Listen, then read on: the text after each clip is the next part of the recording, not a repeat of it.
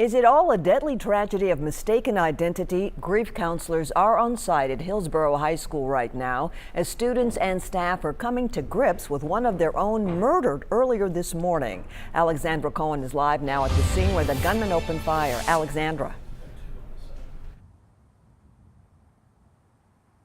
Vicki, I just spoke to family and they tell me Jadante Thompson was always smiling. He played football and basketball and had dreams of joining the Navy one day. Last night, the unthinkable happened to this family. They lost their 17-year-old son, who was a victim of a home invasion. According to police, two men kicked in the door of a John Henry Hale apartment and forced everyone out of bed at gunpoint around midnight.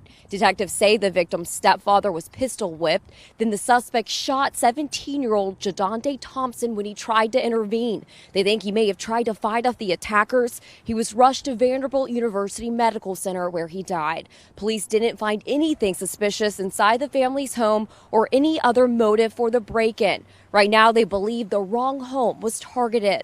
His father tells me he had big aspirations and his life was taken too soon. Yeah, he had dreams. Like he didn't want to go. Like he was a good child. He went into gangs. He went into drugs. He was just a good child, man. They took my baby from me. Like that's not cool. I wish they would have just stopped the violence in Nashville.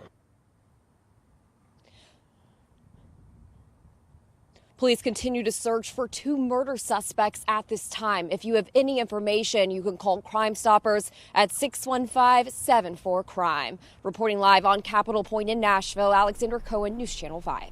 So sad. Thanks, Alexandra. And as the city's homicide rate continues to climb, we here at News Channel 5 are saying enough to the violence and the killing of our kids. Fixing the problem is complicated. City leaders and community activists are doing their best to reach our youth before violence does. How did we even get to this point? Well, Friday we'll be airing a special report, Enough, an in-depth look at how we got here, some solutions and action steps to try and turn things around. That's this Friday evening at 6:30 on News Channel 5.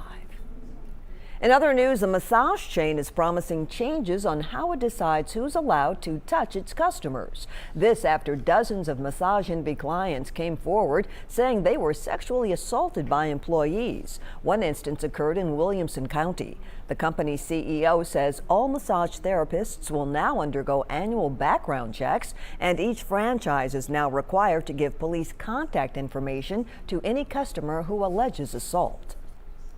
Fierce winds are fanning the flames raging out of control near Los Angeles for a second day in a row. A new fire has broken out, this one threatening mansions along the hillside, major highways, and the famous J. Paul Getty Museum. The biggest blaze in Ventura County has scorched an area nearly twice the size of San Francisco. Hundreds of thousands of people are evacuating, and at least 200 homes are already torched. More than 1,000 firefighters are on the front lines battling the deadly blaze. High winds and low humidity are working against the crews on the front lines, but conditions are not expected to improve anytime soon.